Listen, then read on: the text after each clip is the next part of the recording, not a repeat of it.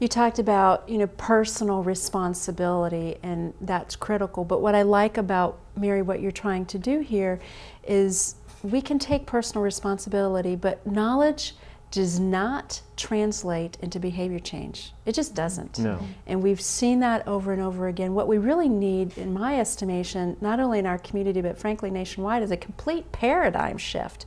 And that's what you're working towards by engaging some of these folks in our community, these business owners, to make options available which before weren't. And I'm looking forward to the snowball effect that you're starting, that will come about as a result of that work. They did it in Finland.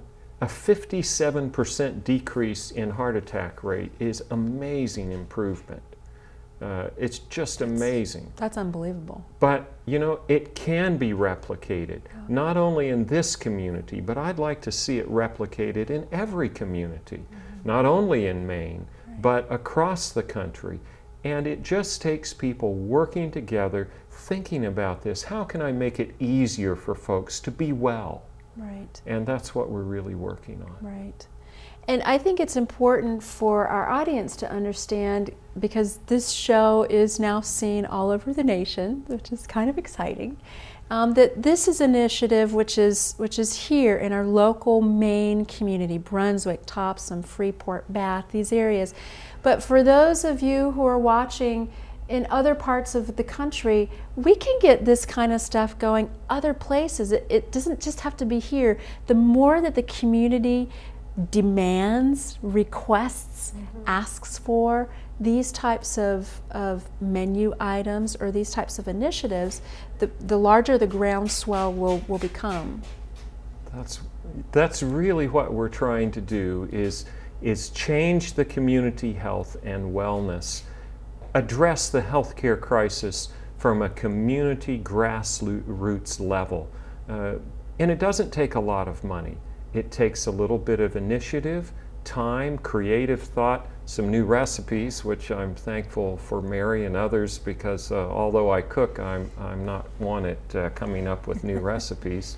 But the food can taste wonderful. It can be fresh, it can be organic, it can be local, and we want all of those things.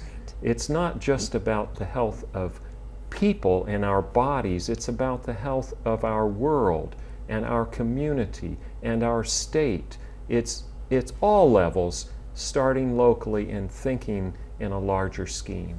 Well, I'm glad that you mentioned the tastefulness of the food, and like you, I've had the great fortune of a few times eating in Mary's home, but also of preparing some recipes that she has shared either with me directly or through her cookbook. I've never had anything out of your kitchen that was bad. In fact, it's all been wonderful.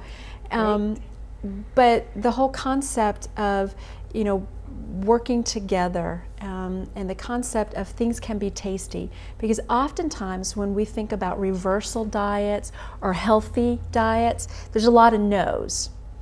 No this, none of that, none of the other. The rave concept, no refined products, no animal oils, no vegetable oils, no exceptions. That's a lot of negativity. So putting some positive messages in there that we're eating wonderful food prepared wonderfully. Well, it does. It does take at least 3 weeks to change a habit, but it takes 3 years to make it a part of you. And so I think what this does is you have to expect that it's going to take a little time to make this change, even with the no exceptions. You're not going to maybe think the food tastes as good for a few weeks, but then you're going to taste your food that you ate before and you'll say, why did I like that? This is so good. I think your taste buds get a little bath or cleansing of some sort, and then things taste completely different. And it's fascinating when you add all sorts of herbs and things that you didn't add before. You're getting flavors that you've never tasted before. I know that for myself, I grew up in the South where, anything that squiggles, wiggles, or crawls is kind of free game down there.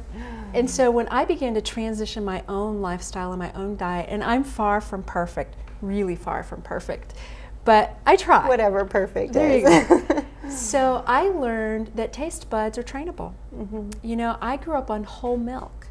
And when I began the transition from whole milk to 2% to skim, and now I don't consume milk at all, it was painful.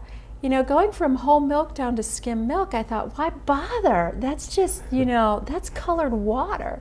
And I learned to do that by dunking my Oreo cookies. It's embarrassing, but I did. And when I transitioned from, cow's milk to non-dairy types of milk, soy and almond and oat milk, that sort of thing, it took some time, but the few times when I've actually been in someone's home or been in a situation and I've actually tasted or had cow's milk or frankly even meat, I can't do it. Mm-hmm. It tastes terrible. Mm-hmm. It's awful. Yeah. But if I had done that 15 years ago, I would have thought, man, that's great. So taste buds are definitely trainable. Mine certainly have been. It's worth it to improve your health. Yeah.